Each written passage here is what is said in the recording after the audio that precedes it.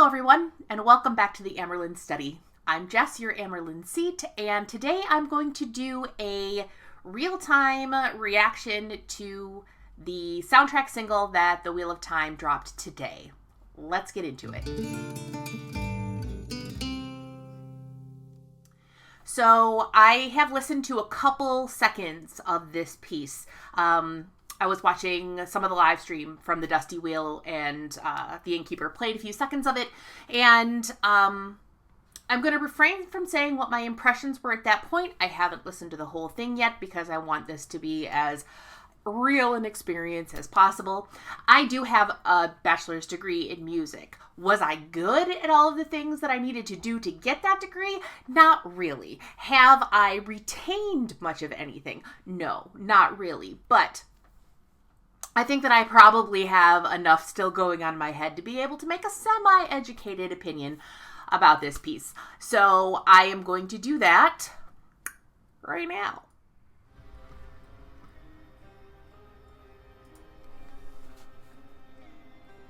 It sounds mysterious and spoopy.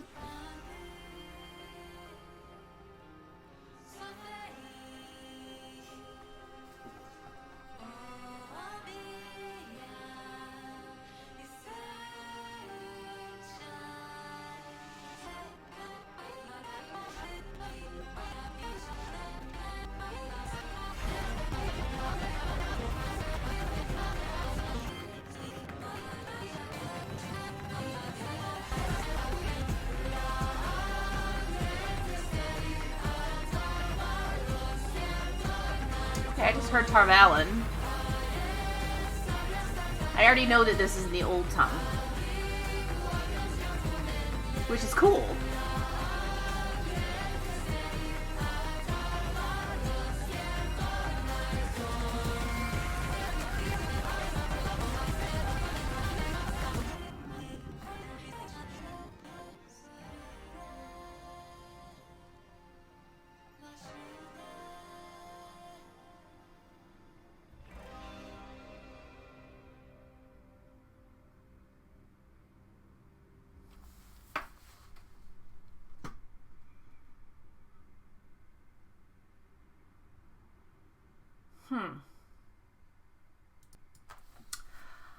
Okay, so immediate impression backs up my knee-jerk reaction that I had when I heard it on the Dusty Wheel, and that impression is that I don't love it. Things that I like that it is in the old tongue. I like the percussion when it comes in. It's sort of what I guess is kind of the chorus of the piece. I don't love the vocals. I don't know if they're meant to sound like young, because there's no vibrato, and children don't sing with vibrato, but it sounds stilted. It sounds really digital. It sounds like it's synthesized. They used digital sampling to make it, which they probably did, because to be perfectly honest, hiring an orchestra and a chorus and soloist and all that is really, really expensive, and it's entirely possible that they didn't want to spend their budget on that, and that's understandable. Now, oh, I have a dog invading. Hi, buddy. So the quality of digital sampling has improved immensely since like the 70s and 80s when people started using it. And so it's possible for someone to compose and orchestrate an entire huge score that sounds like it's with a full orchestra and a chorus and everything else, and it's actually completely digital. It doesn't have any actual people doing anything except for the people who are actually doing the orchestrating and the arranging. When you have high quality samples, it still sounds like the real deal. Now, you could get into this whole thing about how, you know, that sucks for actual musicians, like the people who do this for a living, because if you're making everything digitally, then what are they going to do? But that's a different conversation. So yeah, the vocals sounded like they were going for the effect of simplicity, possibly like a children's chorus kind of thing, but it sounded very stilted and digital to me. The first portion of it, I guess we would call it the verse, the portion where it was sort of a solo voice. There was no percussion or anything like that. It perplexed me because it sounded kind of dissonant, but it wasn't actually, there wasn't any actual dissonance there, which, yeah, I'm going to have to listen to it again. Yeah, and overall, the whole thing sounds very digital. It sounds very synthesized, and maybe that's the sound that they were going for. I personally don't like that choice. If that was what they were going for, was something that sounded digital, it doesn't, I don't know, it doesn't really feel appropriate for this kind of a setting where, you know, I'm obviously not expecting Howard Shore. I'm not expecting the Lord of the Rings. I am expecting something that is, I'm expecting something that matches the scope of the story that we're telling. Something that is grandiose and sweeping. And that wasn't. Now, it's entirely possible that this feeling is because it wasn't what I expected. And upon subsequent re-listens, I might end up liking it very much. I don't know if that is true, but it's a possibility. Bye, Simon. See you later, dude. He makes so much noise. Plus, my office, BT Dubs, is a fucking mess because we're closing on a house. Today is October 8th, and we're closing on a house in like 17 days, and so I'm packing up my office, and this is my recording studio and my office that I like work in and do other computer stuff in, and it's where I do all of my sewing and crafting for cosplay and other shit that I do, so it's like this triple hobby kind of thing, and I either have too much stuff or too many hobbies or both. I've got like 10 boxes packed already, plus a giant wardrobe box for all my costumes, and I'm not done yet. I haven't even touched my desk. This is a disaster around me. But anyway, I digress. So getting back to the piece, once it started picking up and the percussion came in, I liked that. I felt like it was kind of a driving rhythm that was pushing the melody forward. I felt like there could have been more harmony. The harmony that there was felt very simple, but again, that probably ties into my whole desire for something very sweeping and grandiose. And obviously, I know that this is just one piece out of an entire soundtrack. And I'm going to withhold judgment on the quality of it overall until I've heard more of it. But yeah, this is going to be an unpopular sentiment. I've only seen one other person express this. I don't especially care for it at this point. Yeah, let's give it another listen and see what else I notice.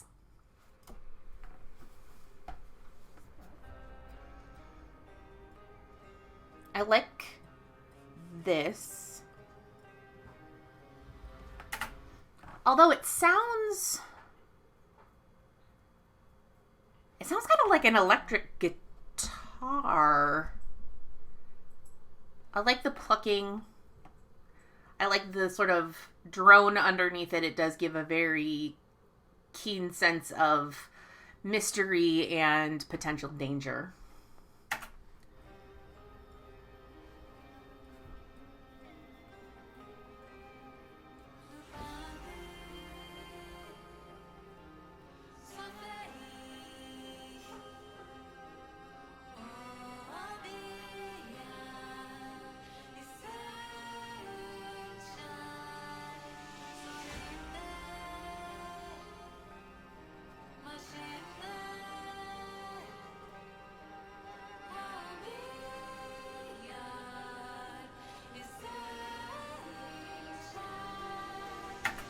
Okay, so listening to it more closely, my initial impression was that it was a synthesized voice, but listening to it more closely, I'm thinking maybe it wasn't. I think maybe they did have an actual singer for this.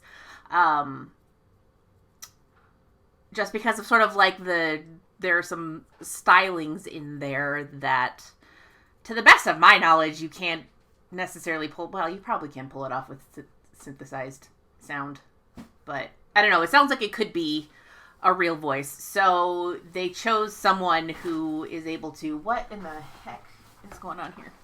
Hi, buddy. Yes, I see you, buddy. So they obviously chose someone who is able to sing in a straight tone, that is, without vibrato. It does sound like it's a little bit more mature than a child as well. Maybe it could be a young person. Maybe an adult.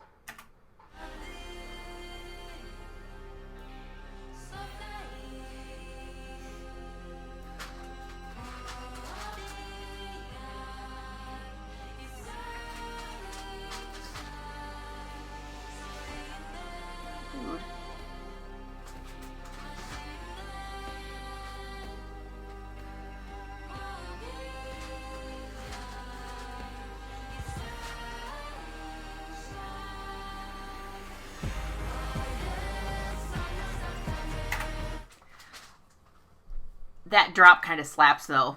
I'm going to be really honest, that drop kind of slaps. I like that. And like I said, I like that driving percussion. I think I'm liking it a little bit more the second time through. It still feels very simplistic.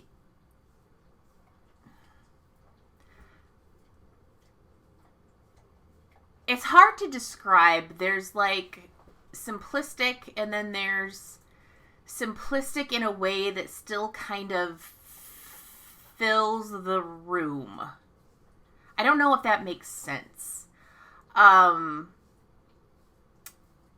thing that immediately comes to mind is in the Two Towers, the Lord of the Rings second movie. When the Fellowship, after they lost Gandalf in Moria, they go to Lothlorien and are taken in by the elves there. And the elves, of course, have known Gandalf, or Mithrandir, as he is known to them, for obviously ages and ages. And so they sing a mourning song about it, and it is very simple and very haunting. But it's the kind of simplicity that it sort of fills up your head, and it feels like so much more than what it is. And I'm not necessarily getting that from the beginning of this piece. I'm going to back it up so we can hear that drop again. It also feels kind of repetitive, but I mean, that's probably not fair. Huh.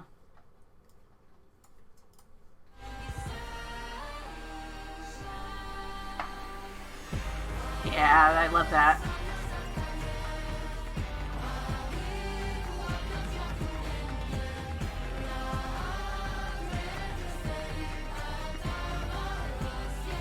Like, why is this in unison? Okay, fine. So, okay, fine. So the first portion of the chorus, the first iteration of that melody, okay, fine, you have everybody in unison. But the second time, like, why didn't you have them go into parts? Like, why wasn't there any harmony there? It could be 2 parts, it could be 8 parts, it could be something, but it just seems like it doesn't feel like it's progressing as a melody, if that makes any sense. I'm gonna back it up again. I want to hear that drop again. There's one part of this song that I like, and it's that drop. Okay.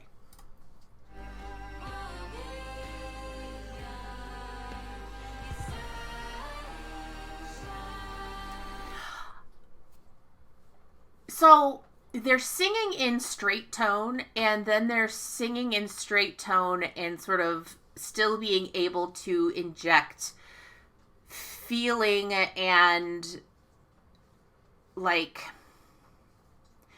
musicality into it. And that's one of the reasons why I feel like this is potentially a synthesized voice, because it doesn't have any kind of I don't think sensuality is the right word. Like, not sensual as in like a sexual part of it, but sensual in the sense that there's a feeling there. It evokes something in you. And I'm not feeling that. It feels, like I said before, it feels very stilted and very kind of like there isn't any growth to the musical phrases. So in choral music, and I mean in any music, honestly, even like in concert wins in college, for fuck's sake, you even like an individual, like a phrase of music is basically like a set of measures that are a sort of one small musical idea. And let's say it's maybe 4 measures long. And starting at the beginning of it, you start maybe at one sort of dynamic, and then as you move through it, like there's it's sort of, you let it grow, and it sort of moves, and it grows, and it sort of, you sort of move it forward in a way with just sort of like the variation in the dynamic of your voice. And we're not talking about going like levels of dynamics. We're talking about like micro levels of dynamics. So, you know, you're still in the, let's say, mezzo forte range, but you're maybe upping the intensity of it maybe is a better way of putting it. And I think one of the things that I have a problem with this vocal is that they're not doing that. There's no phrasing. There's no, it's just like ba ba ba ba ba ba ba ba ba ba ba ba ba ba ba. That is honestly kind of boring to listen to. So, you know, that's one of the reasons why I feel like maybe it isn't actually a human voice doing it. It's hard to tell, but yeah, I just pinpointed what bothers me about it, and it doesn't feel like it has any musicality to it whatsoever, and that's a bummer. So, moving on.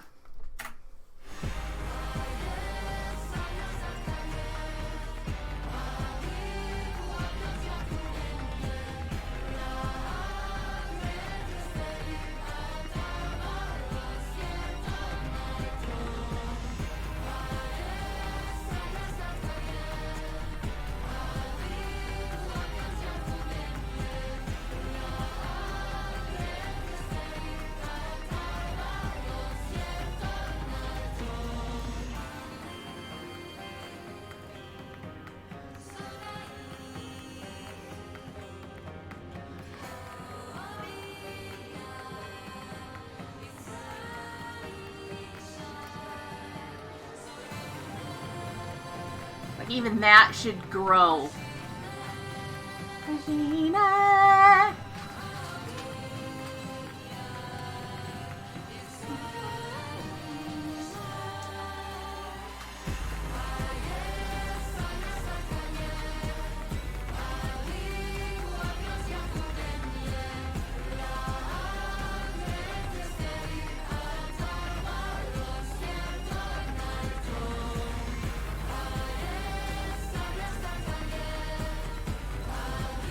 See, in the chorus, or whatever you want to call it, the part that has that driving beat underneath it, like, each iteration of that melody, that larger musical idea, should also be increasing a little bit in intensity. Even, like, especially if you want to keep it in unison. Like, there's no harmony in it whatsoever to kind of add, you know, audio interest. It really needs to have like an increase in intensity, an increase in dynamic. You know, you need to feel the singers kind of pushing it forward a little bit. And I'm not getting that in this. It's the second iteration is exactly the same as the first. There isn't any kind of variation in it. And again, it's a lack of musicality that is really, really bugging me.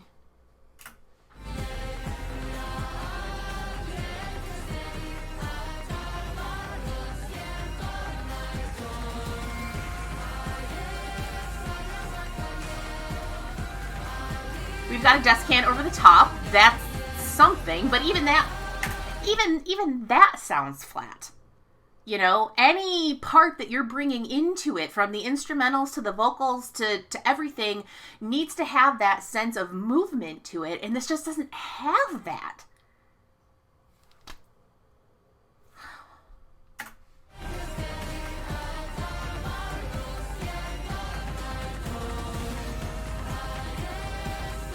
And again, it's the exact same thing. There's no variation in it.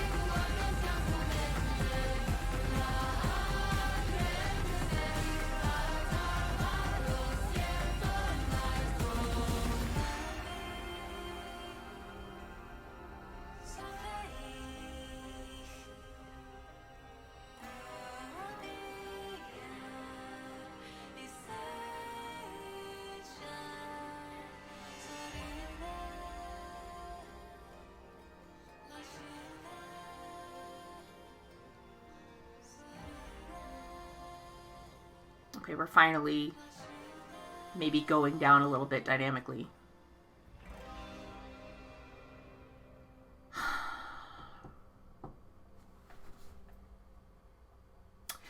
Yeah. I don't especially like this piece. I think that it could be cool. The execution, oh shit. The execution of it, I feel, is lacking. That's disappointing to me. I feel like music is such an important part of the way you tell a story, and if the music doesn't match, if it's not as good as it could be, at least for me, that kind of takes me out of it. And what I'm hoping is that this is not an indication of the way the entire soundtrack is going to go. And again, I realize that this is not going to be a popular take. And some people might be upset about it. But this is just my personal opinion about it, based on my experience as an instrumentalist and a vocalist, both as a solo performer and as an ensemble performer. And, I've worked under some really good conductors, and this just, for me, this ain't it. It ain't. Now, moving away from that whole situation, one thing that I really like is that evidently this is in the old tongue. And somebody actually went through and took the time, actually someone's I think, went through and took the time to actually translate these, the text. So I am going to dig that up, and we're going to take a look at it and see what it says. Well, I wasn't able to find any other translation besides the fact that the name of the song, El Nido, means of the flame. So this appears to be the Aes Sedai theme, which is pretty cool. I know that this is not going to be a terribly popular opinion, and just please don't flame me too much about it. Like I said, I am absolutely withholding judgment on the rest of the soundtrack. I do know that Lorne Balfe is a highly regarded composer. So, this is maybe hopefully just one thing that I'm not crazy about. And you want to know what? Seeing it in the context of the show might make all the difference. Listening to it more might make all the difference. These are initial impressions. I don't know how likely it is that they're going to change, because there's I have real sort of technical issues with the way that it's presented, but I will withhold my judgment for the rest of the soundtrack, and we'll see how it goes. So thank you very much for joining me while I basically disemboweled this piece of music. Make sure you like and subscribe. Tell your friends. All of my social links and everything are down in the description of the video. Follow me on social media. Join my Discord, as long as you're not an asshole. So, yeah, that's all I have for you tonight. Stay hydrated, and until next time, keep listening to this piece, because I know that most of you love it.